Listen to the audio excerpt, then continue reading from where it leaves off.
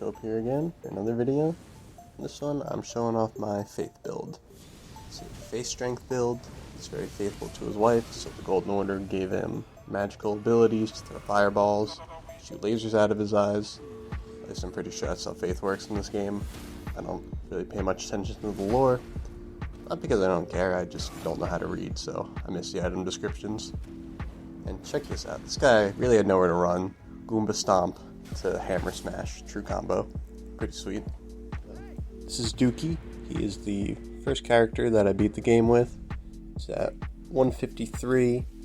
Why? Because I don't really know. I just didn't have the self-control not to spend the points I got from the final boss. So, I do more dueling at this level than I do invasions. Not really a fan of invasions at this level, they're just a big spam fest. I can see my own name, but for some reason it's censored for everyone else. Why would they censor Dookie? I feel like it's a fine name.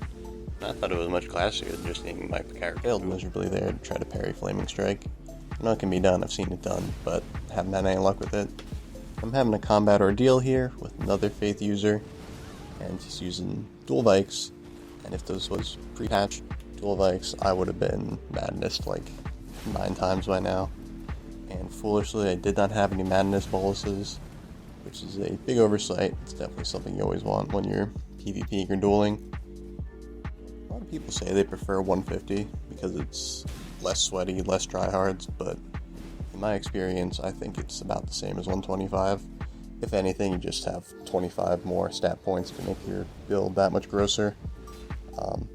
I do think on average, though, you probably fight better players at 125. So if you're new, maybe still try out 150. I'm using the Magma Scaled Sword here, and like all curved swords, the R1 to R2 is a very good roll catch if your opponent panic rolls.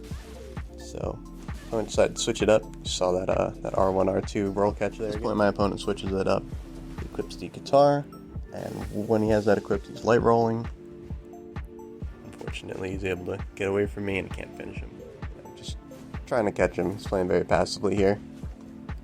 And this is a weird phenomenon that I've noticed. I don't know if anyone else has ran into this, but you'll parry your opponent, and then all of a sudden, all they decide to do is go for parries. Like, after this moment, this guy just became a certified parry spammer. Also, I have a question. At what point is it considered parry spam? You know, I'd be curious to see what people think of this, but if you know your opponent's going to be parry spamming, you can sometimes get that that pivot backstab on them. If you know they're going to go for the parry, you start strafing. And that was a weird one here. It was like a Dark Souls 1 backstab. I think he tried to strafe and hit me with a backstab, and then I pulled like an Uno reverse card on him. If someone who understands the game better could tell me what went on there.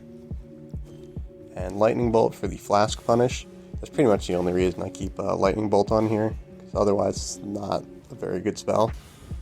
And it's pretty easy not to get parried if someone is spamming. You know, just mix up your timings, don't play predictably, don't spam. You know, I'm doing R1, R2 here, mixing in some jumping attacks, and, you know, it makes it pretty easy to avoid it.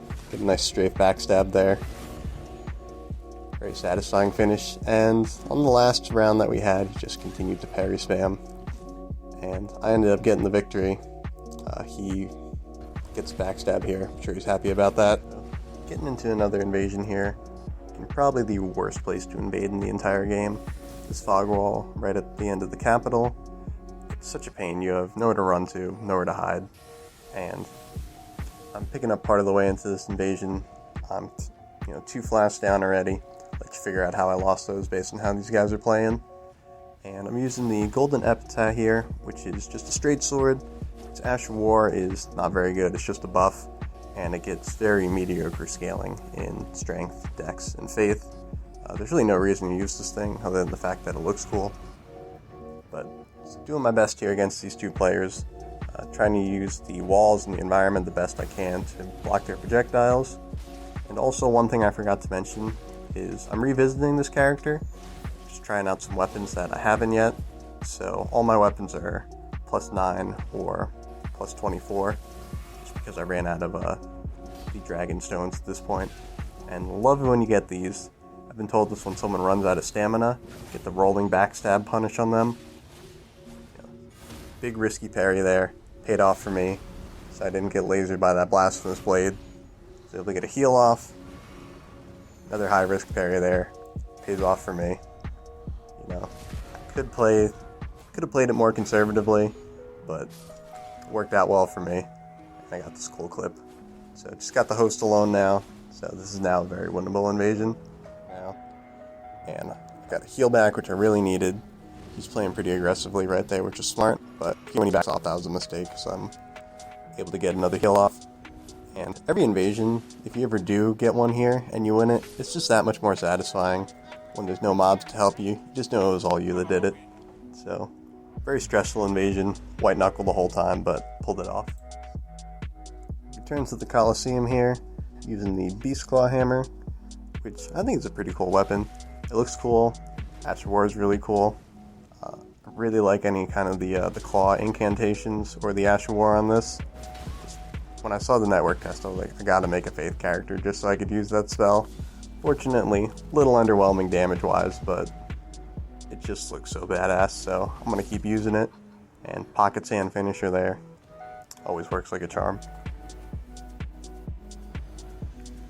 So I'm back to the Coliseum again, and I'm fighting someone using the Dragon Halberd, back to using the Magma Worm Sword, and he's a Spinning Slash Enjoyer, which for some reason I just have such a hard time fighting against. I get caught by it a lot. You get to see one of those R1, R2 roll catches there. This guy's got a cool build going on here. Got all dragon themed weapons and spells, and I think it's cool I was using the Frostbite and then trying to reset it with the fire so then he could Frostbite me again, and keeps along for that R1, R2 since he panic rolls. Loves the Spinning Slash, so I just outspace it, hit him with a fireball. I'm sure a lot of people, myself included, have a hard time going up against halberds, and main thing that you need to do, make sure you don't panic roll. You know, always try to time your rolls when you're going against a halberd or another pokey weapon. Also, a lot of them play pretty predictably, so straight backstab, I find that to be a pretty reliable way to punish the running attack, as well as someone who just wants to stand there and spam the poke. Here he baited me into a Seed of Sax attack, which is pretty sweet. I could have punished that heal if I didn't use the follow-up. And thank God for these pillars, because breath spells and things, they're really tough to deal with in the arena, but makes a good way to avoid them. That's what I was talking about there, the running attack, straight backstab punish. So much fun. Love going for them. Probably go for them a little more than I should. And then we draw here. This is the one kill he gets on me. Still duking it out. Gets me with a fully charged R2 there, which is pretty nice. Not a lot of people go for those. Able to punish the Spinning Slash that time.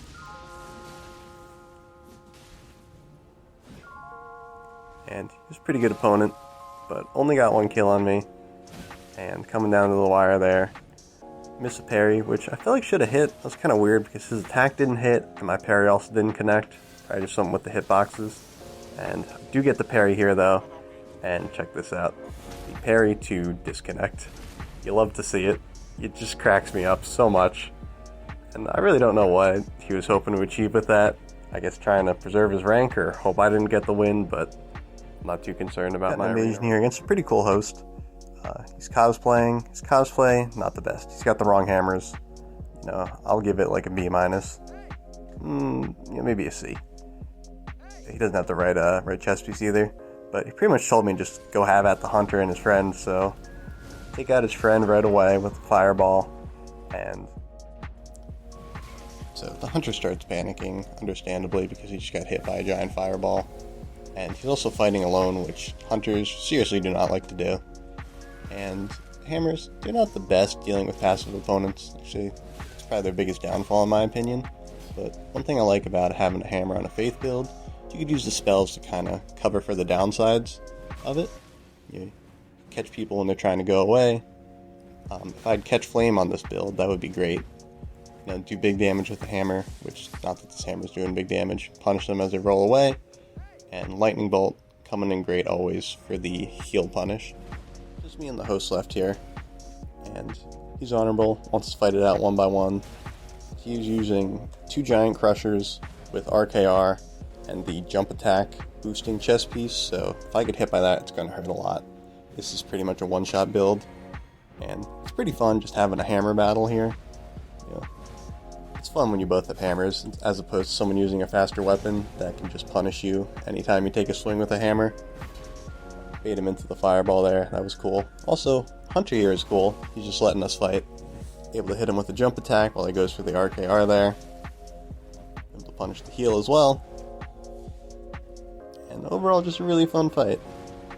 You know, always refreshing when a host is willing to 1v1 you. You know, I'm not really a fan of Bonfire Duelist, but this is a good fight. And foolishly, I just tried to walk around the fully charged R2 there. So that works with Lion's Claw. You get a backstab sometimes that way, but did not work in my favor. I lived, thankfully. And when you're using Giant Flame's Take Thee, always want to free aim it. And I think that the Beast Claw Ash of War works better when you free aim it as well. So fun fight there. You know, just a couple faith clips. I'll show the build off here just in case anyone is curious about the stats. And it's going to be at the end of the video. So thanks for watching. Stay tuned, should be more on the way.